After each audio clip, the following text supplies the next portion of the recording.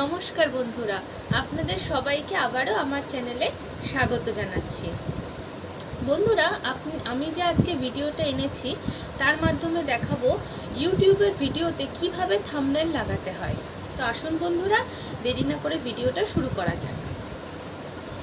ফার্স্টে বন্ধুরা, আপনাদের ফোনে ওয়াইটি স্টুডিও নামে যে অ্যাপটা আছে সেই অ্যাপটা ওপেন করতে হবে।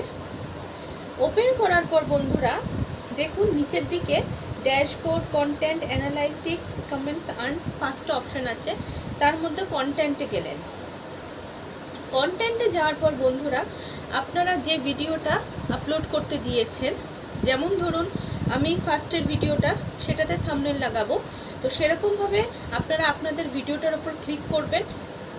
ক্লিক করার পর বন্ধুরা দেখুন ওপরের দিকে এডিটের একটা অপশান চলে এসছে, মানে পেন্সিলের মতন অপশানটা, সেখানে গেলেন। সেখানে যাওয়ার পর ক্লিক করার পর দেখুন এইদিকে এবার বাম সাইডে আর একটা এডিটের অপশান আসছে, যেটা পেনের মতন অপশান আছে, সেখানে গেলেন। সেখানে যাওয়ার পর এবার নিচের দিকে চলে আসুন বন্ধুরা, দেখুন কাস্টম থাম্বনেল এবং তার পাশে 3টারও অপশান আছে। তো আপনারা অবশ্যই থাম্বনেল যেটা দেবেন তো সেটা আপনারা অবশ্যই আগে থেকে বানিয়ে রেখেছেন। তো সেটার জন্য কাস্টম থাম্বনেলে যাবেন। কাস্টম থাম্বনেলে গেলেন, এখান থেকে আপনারা যে থাম্বনেলটা বানিয়ে রেখেছেন, যেমন ধরুন আমি এটা দিয়ে দিলাম, এরপরে ডান করলাম। ডান করার পর বন্ধুরা দেখুন থাম্বনেলটা লেগে গেছে, এখানে দিয়ে আপনারা সেভ করে দেবেন। এইভাবে কিন্তু ভিডিওতে থাম্বনেল লাগানো হয়ে গেল বন্ধুরা। দেখলেন তো বন্ধুরা কতটা সহজ পদ্ধতিতে। তো আশা করি বন্ধুরা আপনাদের আমার এই ভিডিওটা ভালো লেগেছে।